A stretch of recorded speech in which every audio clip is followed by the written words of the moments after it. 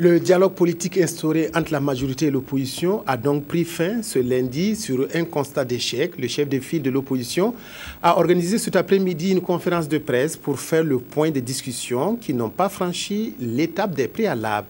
Zéphirin Diabré et ses camarades estiment que cet échec ne profite à aucune partie car les questions qui divisent la classe politique nationale restent en suspens. Sié Sylvestre Da.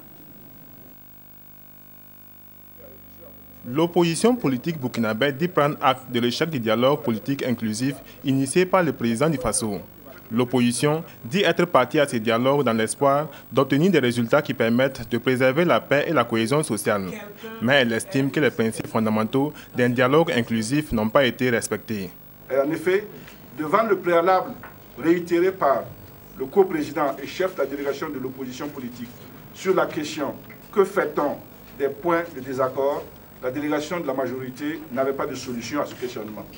De ce fait, les deux coprésidents ont été chargés d'aller informer l'initiateur du dialogue politique inclusif, à savoir le président du Faso.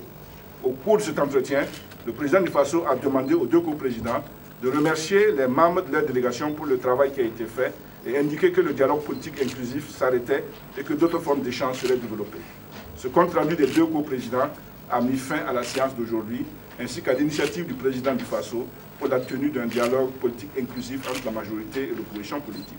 Les questions relatives à la révision de l'article 37, à l'installation du Sénat, à l'organisation des présidentielles de 2015, ainsi que les questions relatives au Conseil constitutionnel et à la contribution de la société civile à la recherche de solutions consensuelles pour la consolidation de la paix, sont les points sur lesquels opposition et majorité avaient convenu de discuter.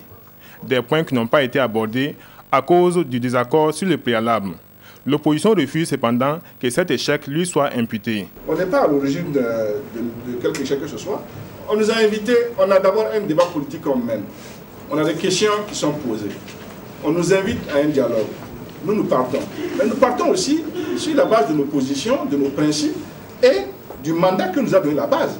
Nous, on préfère rester fidèles aux positions de la base parce que c'est important en politique. Zéphirin Diabré et ses collaborateurs estiment que cet échec du dialogue politique inclusif ne saurait être aussi vu comme une victoire ni pour le président du Faso, ni pour l'opposition, ni pour la majorité.